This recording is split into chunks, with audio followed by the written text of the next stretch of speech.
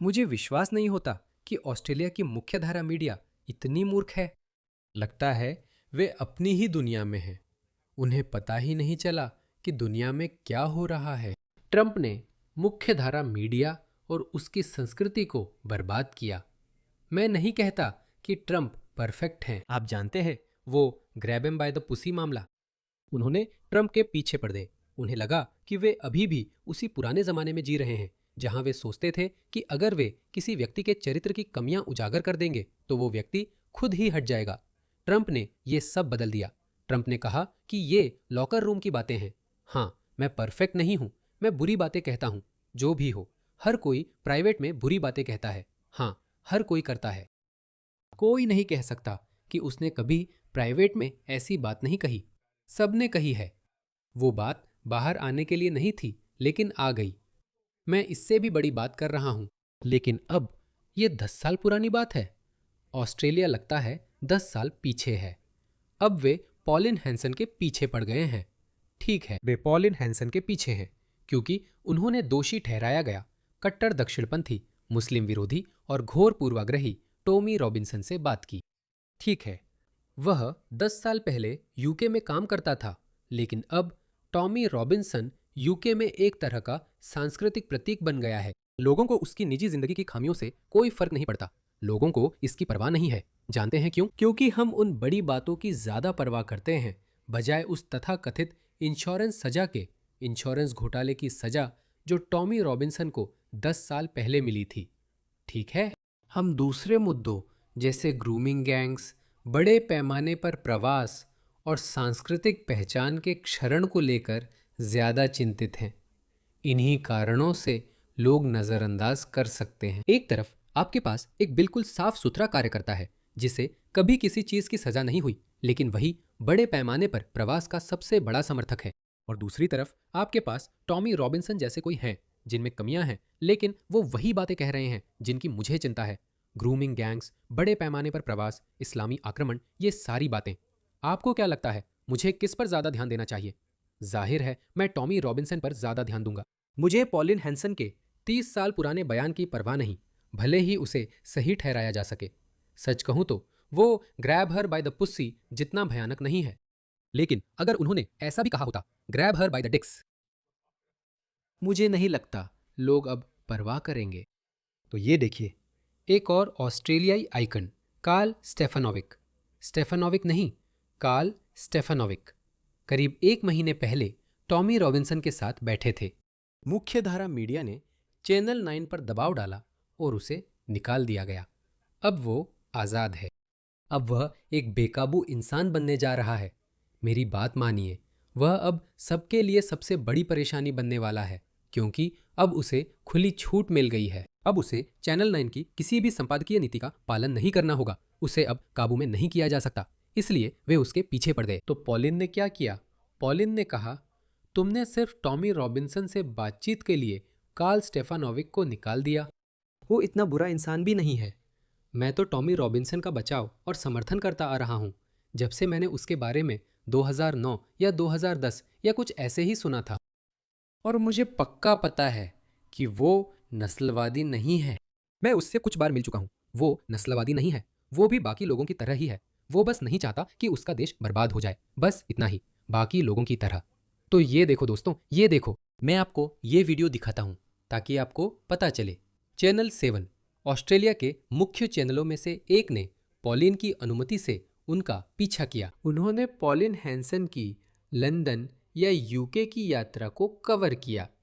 ये देखिए, जब मैंने इस वीडियो की समीक्षा की तब मैंने कहा था कि वहाँ सिर्फ टॉमी रॉबिन्सन की टीम ही नहीं बल्कि और कैमरे भी हैं। असल में वो चैनल 7 था। अपना सामान ले जाओ और यहाँ से निकलो, तुम कुछ नहीं कर सकोगे। तुम जानते हो उसने क्या कहा? टॉमी रॉबिन्सन ने वो हिस्सा वीडियो में नहीं दिखाया जो ठीक है। वो वही अजीब हेयर स्टाइल वाला आदमी था जिसने टॉमी रॉबिन्सन पर हमला कर कहा था, मैं तेरा मुंह तोड़ दूंगा। उसने कहा, याद नहीं, मैंने तुझे 10 साल पहले पीटा था। और टॉमी रॉबिन्सन ने कहा, मुझे कुछ याद नहीं। और अब मुझे लगता है कि टॉमी अब उसी का जवाब दे रहा है और कह रहा है, अरे तू कुछ नहीं कर पाएगा भाई, तू कुछ नहीं कर पाएगा। और ये बिल्कुल वही भाषा है। इसी भाषा में तुम्हें उनसे बात करनी चाहिए। ठीक है, यही एकमात्र भाषा है जो वे समझते हैं। और मेरी बात याद रखना, ये भाषा और भी सख्त होती जाएगी, क्योंकि इन आतंकवादी बनने की कोशिश करने वालों के पक्ष में संख्या बल नहीं है। अभी ये लोग ऐसे बर्ताव कर रहे हैं, बड़ी बेशर्मी से। ये खुद को बहुत बहादुर और मर्दाना दिखाते हैं। वो आदमी तो बौना था। वो टॉमी रॉबिन्सन से छोटा था और उसे मारने की धमकी दे रहा था, जिसे चैनल 7 ने नहीं दिखाया। उन्होंने टॉमी रॉबिन्सन का हिस्सा दिखाया। यही हम बदनाम करने वाली रिपोर्ट कहते हैं। उन्होंने उसे दी गई धमकी पर टॉमी रॉबिन्सन की प्रतिक्रिया दी।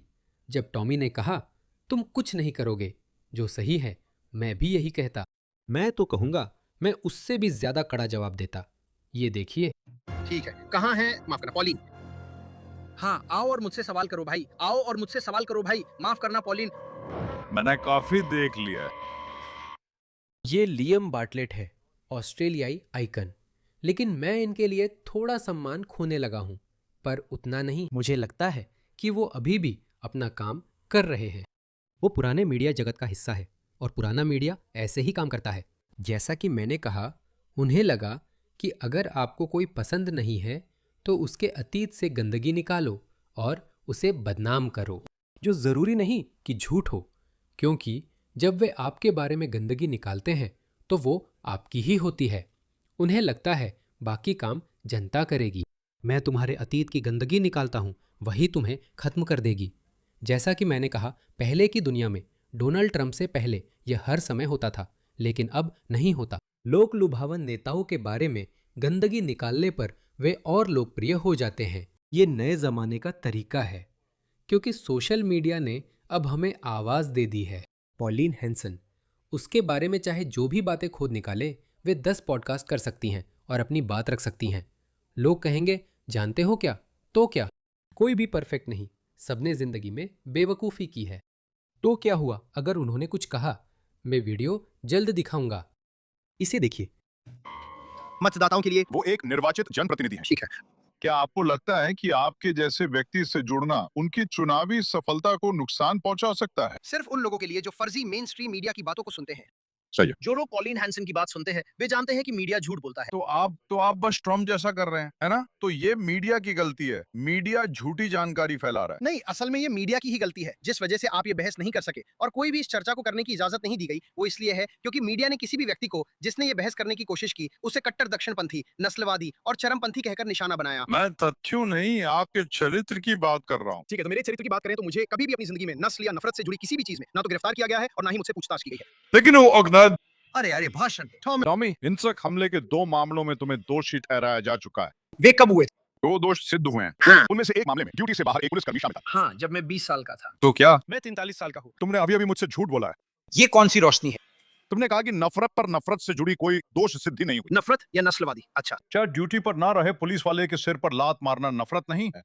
तुम्हें ऐसा नहीं लगता? क्या आपने कोर्ट केस की ट्रांसक्रिप्ट पढ़ी तो उससे मुझ पर हमला किया? क्या मैं माफ कीजिए। सच ये है कि अगर आप केस पढ़ेंगे तो उसने मुझ पर हमला किया। हाँ, वो लड़ाई हार गया। हाँ, मैंने उसे लात मारी। वही मैंने आत्मरक्षा की सीमा पार कर दी। तो जज ने माना कि मैंने जो भी किया वो आत्मरक्षा था, जब तक कि मैंने उसे लात नहीं मारी। तो अगर तुम अभी मुझ पर हमला करते हो, अगर तुम करते हो, तो आखिर में मैं तुम्हें पीट दूंगा। नहीं, ये मेरी समस्या नहीं है। ठीक है, ये मेरी गलती नहीं है ना? तो हाँ, मुझे 20 साल की उम्र में दोषी ठहराया गया था। क्या तुम बाकी दोष सिद्धियों के बारे में बात करना चाहते हो? अगर तुम चाहो तो हम कर सकते हैं, लेकिन मैं नहीं चाहता। क्या? पासपोर्ट नहीं, मॉर्गेज धोखाधड़ी, पीछा करना। एक महिला का पीछा करना। हम अंधे नहीं हैं, आपके साथ आए हैं और पासपोर्ट धोखाधड़ी को दस्तावेज किया है। मुझे लगता है वह अवैध रूप से अमेरिका गया था, यह दिखाने के लिए कि कोई भी जा सकता है। बंधक, धोखाधड़ी।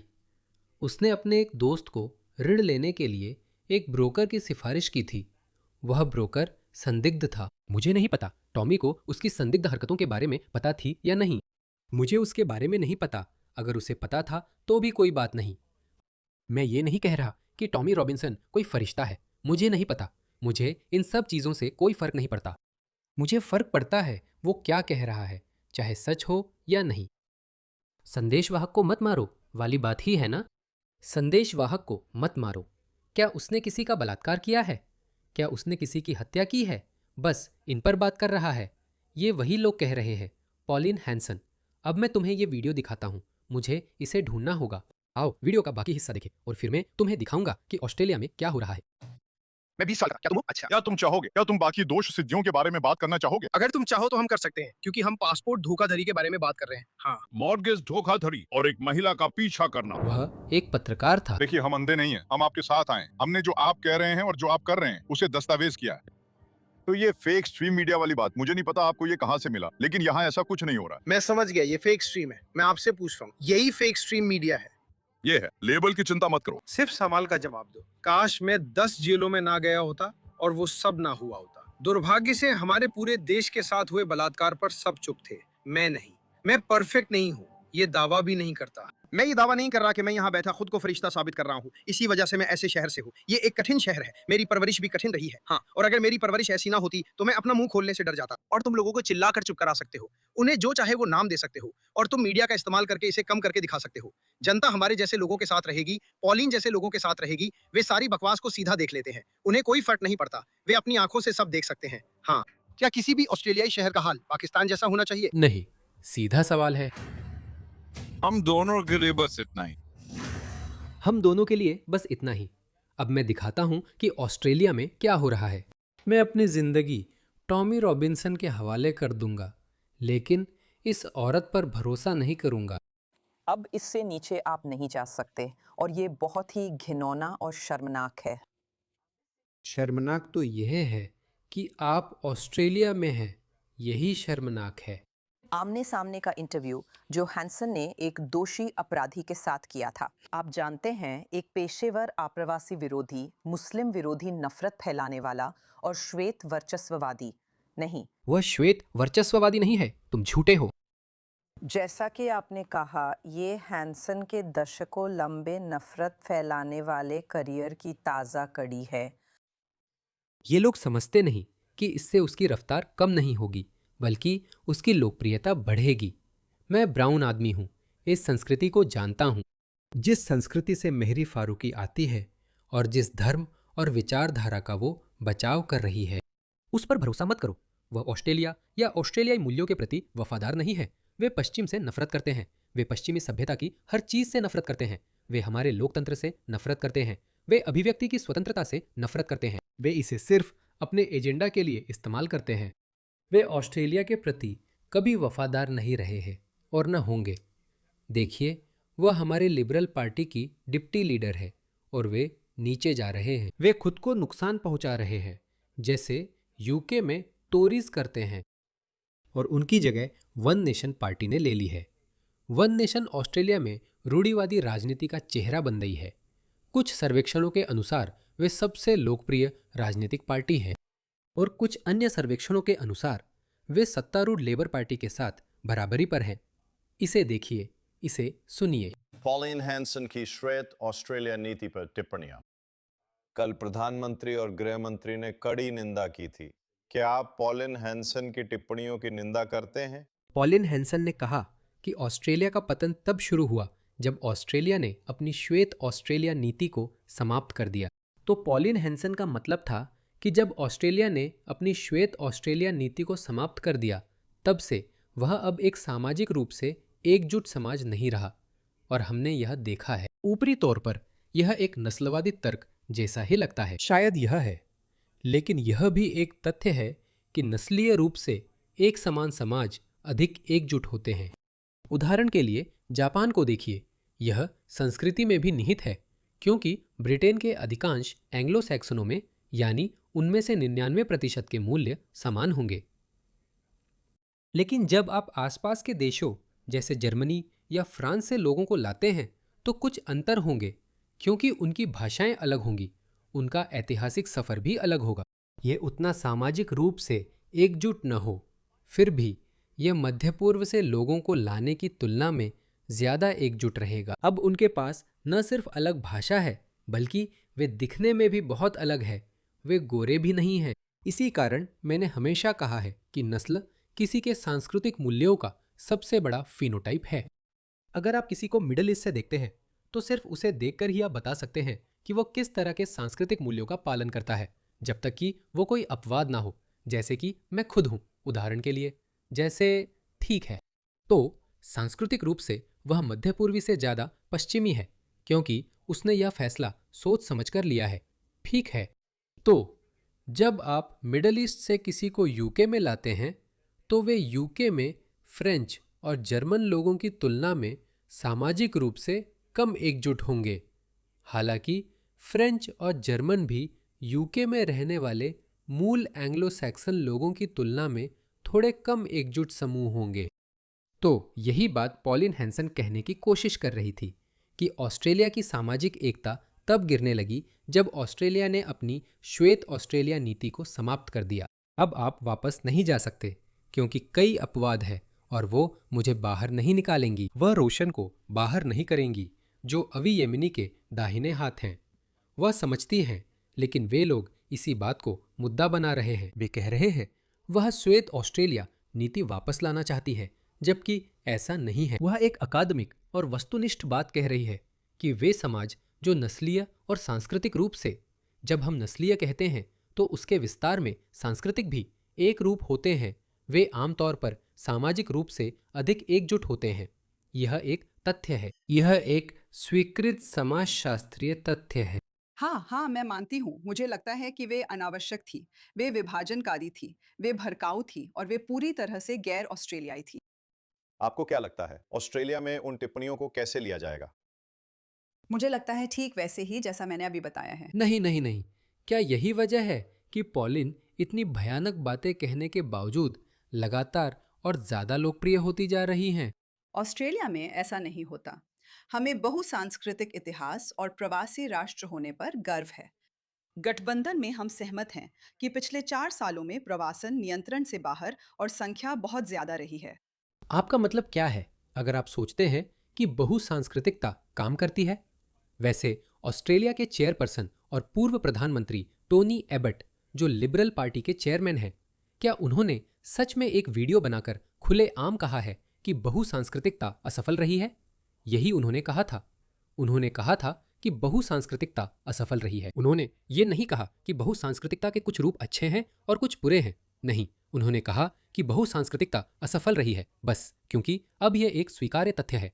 बड़े पैमाने पर प्रवासन काम नहीं करता अगर आप थोड़े लोगों को लाते हैं, क्योंकि उदाहरण के लिए जब मैं 2003 में आया था तब प्रवासन की संख्या बहुत कम थी। मेरे जैसे लोग, जैसे मेरी यूनिवर्सिटी की सबसे अच्छी दोस्त। मैं विषय नहीं बदलना चाहता, ये लंबा हो रहा है। आपका क्या मतलब है? वो क्यों कह रही है कि बहुसांस्कृतिकता काम करती है? अगर ये काम करता है तो बड़े पैमाने पर प्रवासन क्यों नहीं?